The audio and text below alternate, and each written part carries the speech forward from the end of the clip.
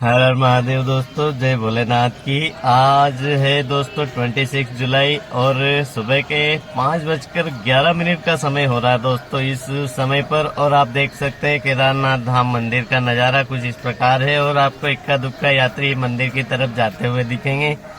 तो दोस्तों आज आपको इस वीडियो में मैं पूरी जानकारी देने वाला हूं कि केदारनाथ यात्रा किस प्रकार चल रही है। तो आप दोस्तों चैनल को सब्सक्राइब नहीं कर रहे हैं, चलो आपकी मर्जी है, करना नहीं करना हमारा काम है आपको केदारनाथ धाम के बारे में जानकारी देना, तो वो हम आपको रेगुलर दे रहे हैं दोस्तों यहीं से।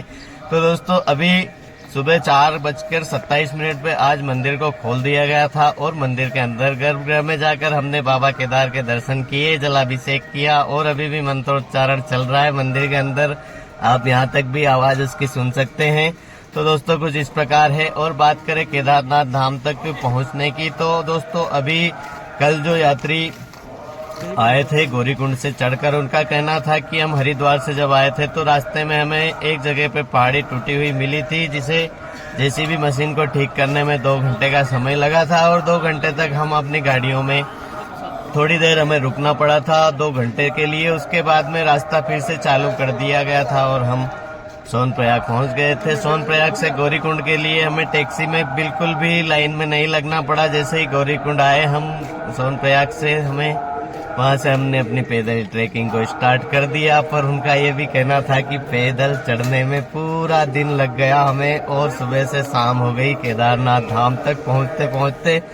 तो दोस्तों केदारनाथ धाम तक अगर आप गौरीकुंड से पैदल ट्रैकिंग करते हुए आते हैं, जो कि 90% लोग पैदल ही चढ़कर केदारनाथ धाम यात्रा पर आते हैं, तो आप ये जो चढ़ाई है, ये जो आपकी पैदल ट्रैकिंग है, इसे बिल्कुल भी आसान मत समझिए दोस्तों। अगर आप केदारनाथ धाम में आ रहे हैं तो आने से पहले अपने घरों में जब अपने घर पे दोस्तों रोजाना 3-4 किलोमीटर पैदल चलने की प्रैक्टिस करिए दोस्तों, क्योंकि बहुत ही जरूरी है। यहाँ पर अभी घंटी बजाएंगे भैया। यहाँ पर दोस्तों अगर आप आ रहे हैं ना, तो क्योंकि रास्ता बहुत ही कठिन चढ़ाई है दोस्तों, ये इसे आप बिल्कुल भी हल्के में मत लेना। लाइट बंद जैसे ही होती है और अगर मंदिर का नज़ारा पूरी तरह से बदल जाता है, लाइट जैसे ही बंद होती है मंदिर का नज़ारा इस प्रकार बदलता है कि। और अगर इस टाइम पे जैसे ही सूर्योदय का टाइम हो गया दोस्तों, पर अभी बादल छाए हुए हैं। अगर बादल छटे हुए होते तो आपको यहाँ पे सूर्य देवता की जो किरणें मंदिर के ऊपर पड़ती, उन्हें देखकर आप पूरी तरह से मंदिर का नजारा कुछ इस प्रकार होता कि पूरा मंदिर स्वर्ण का बना हुआ है और इस प्रकार से मंदिर चमकता है दोस्तों। पर आप अगर केदारनाथ धाम आए तो दोस्तों यहाँ पे एक रात जरूर रुकिए, क्योंकि जो मॉर्निंग का टाइम होता है और सूर्योदय उस टाइम पे अगर हो जाए तो फिर क्या कहने हैं दोस्तों। बात करें केदारनाथ धाम में भी रुकने की, तो दोस्तों केदारनाथ धाम में हम पिछले 8 दिनों से रुके हुए हैं। यहाँ पर जो हमारे रूम का चार्जेस है वो 1000 है 2 पर्सन के लिए दोस्तों। अभी हम 500 रुपये पर हेड के हिसाब से केदारनाथ धाम में बहुत ही बढ़िया होटल्स में रुके हुए हैं।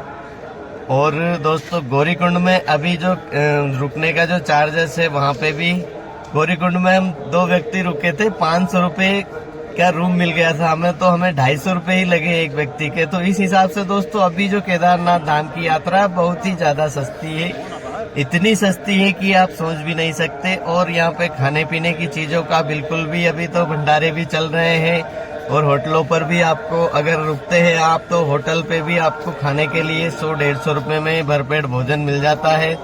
कोई समस्या है नहीं दोस्तों यहाँ पे केदारनाथ धाम में। अभी तो फुल आनंद ही आनंद है, यहाँ पर कोई वो है नहीं। और दोस्तों ये जिस होटल में हम रुके हैं, उस होटल में दोस्तों अगर आप मई और जून के महीने में रुकते हैं या फिर दीपावली के आसपास रुकते हैं, तो वो उस रूम का जो चार्जेस है दोस्तों 12,000 से 10,000 के बीच में, जो हमें अभी सिर्फ 1,000 रुपये में ही मिला हुआ है। तो आप सोच सकते हैं कि इस समय पे यात्रा कितनी सस्ती है। और दोस्तों बात करें केदारनाथ धाम में यहाँ पर दोस्तों जैसे अभी ठंड अच्छी खासी है। वैसे ठंड जो मई और जून के महीने में होती है उतनी तो नहीं है, पर फिर भी ठंड अच्छी खासी है। तो केदारनाथ धाम में आए तो रेनकोट और छाता जरूर लेके आए दोस्तों। अब हम आपको जब सूर्य थोड़ी रोशनी हो जाएगी उसके बाद में आपको दिखाते हैं कि कैसा नज़ारा रहता है केदारनाथ धाम में। तो दोस्तों हेलीकॉप्टर ने अपनी सेवाएं चालू कर दी है और आज लगता है पूरे दिन हेलीकॉप्टर उड़ने वाले हैं, पर दोस्तों अभी पूरे दिन हेलीकॉप्टर उड़ते कहाँ है, इतनी जनता ही नहीं है कि हेलीकॉप्टर पूरे दिन उड़ते रहे। सिर्फ 2 कंपनियां हैं केदारनाथ धाम में हेलीकॉप्टर की जो सेवाएं दे रही है, बाकी सारी कंपनियां अमरनाथ जी चली गई हैं। और केदारनाथ धाम में जो आने वाले यात्रियों की संख्या है वो बहुत ही ज्यादा कम है। कल करीब करीब इक्का दुक्का यात्री पूरे दिन केदारनाथ धाम तक आते रहे और आकर सीधे मंदिर के अंदर एंटर होकर दर्शन करके वापस। दोस्तों कल काफी लोगों ने एक ही दिन में अपनी यात्रा को पूरा कर लिया। केदारनाथ धाम में बहुत ही कम लोग रुके थे और इस प्रकार से यात्रा चल रही है। और हेलीकॉप्टर में अगर आप आना चाहते हैं तो आपको हाथों हाथ ही वहां पे बुकिंग मिल जा रही है। घोड़े खच्चर से आना चाहते हैं तो फिर क्या मतलब है दोस्तों, पैदल आइए। पैदल आने का मजा ही कुछ और होता है, पर पूरी तरह प्रिपेयर होकर आइए। मिलते हैं अगली वीडियो में, जब तक के लिए हर हर महादेव, जय श्री केदार।